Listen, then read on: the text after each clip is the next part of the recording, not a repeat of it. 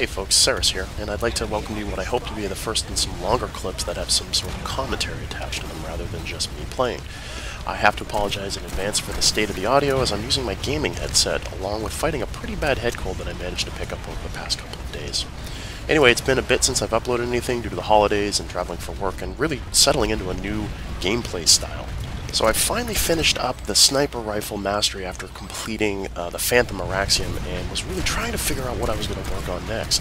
After hearing my outfit mates Kill Switch Wes and Energy One talk about some of their favorite weapons in the game, and seeing Mastardi's really cool video highlighting the versatility of the Scout rifle weapon line, I decided to stick with the Infiltrator and work on Scout rifles next.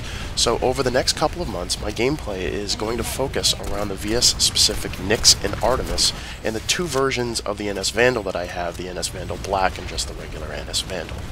So for someone coming directly off of the harder-hitting bolt-action sniper rifles, the Scout rifle may feel too underpowered, but what is really required is a completely different style of gameplay.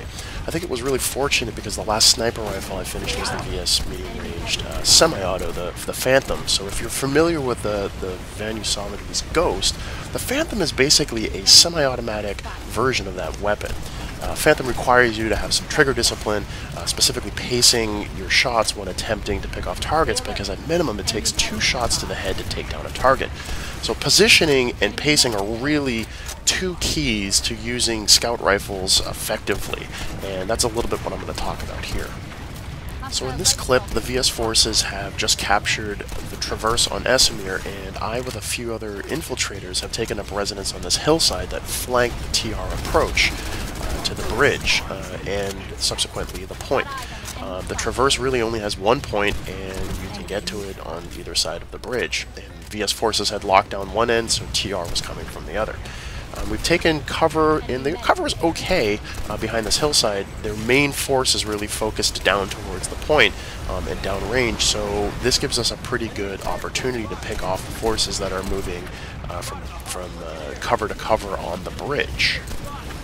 So for a player familiar with Scout rifles, you probably immediately recognize the weapon that I'm using, which is the NS-30 Vandal.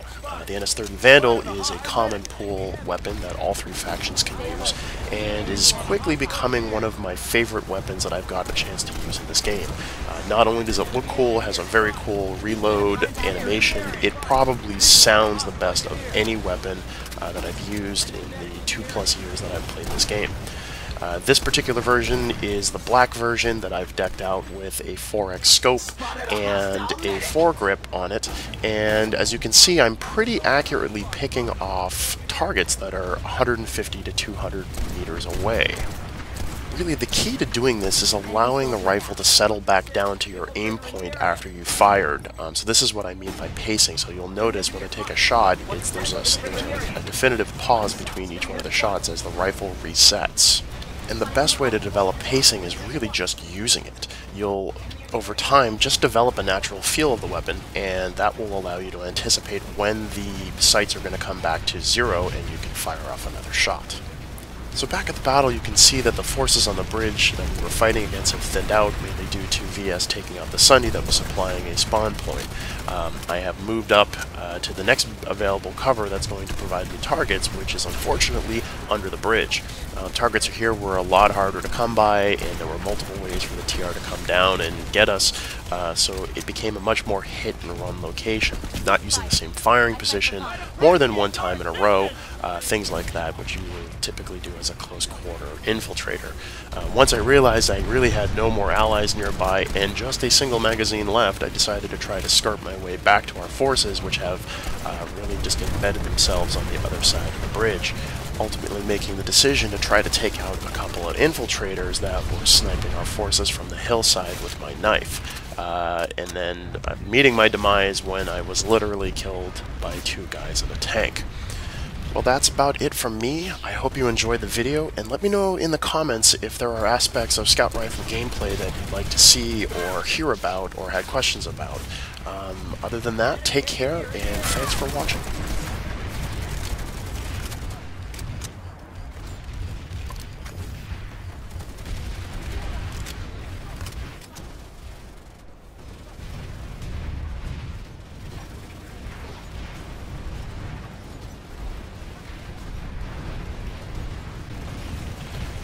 light